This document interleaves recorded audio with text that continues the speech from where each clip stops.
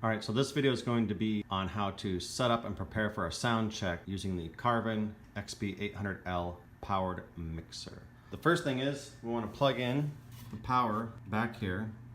The on switch is right there, so you can flip that on when you're ready to do a sound check. We're not ready to do that yet, so we're not going to do that. Step 2 is we're going to plug in the speaker cable right here.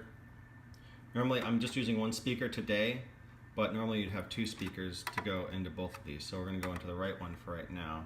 We're going to plug that in. After you plug in the speaker cable to the mixer, then we're going to plug in the other end of the speaker cable to the PA speaker. It can go into either one of these, doesn't matter, it'll work. Doesn't matter, we're going to go to the top one for right now, just because.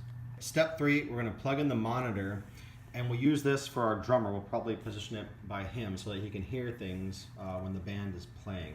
If you don't have a monitor for your drummer, there's a good chance he won't be able to hear that well. So that's why we have the monitor. First things first is we're going to plug in the power right there on the side.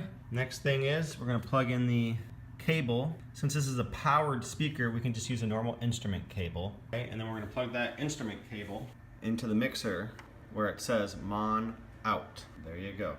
Step 4, we're going to plug the XLR or mic cable into one of the channels. We're going to use channel 1 for right now.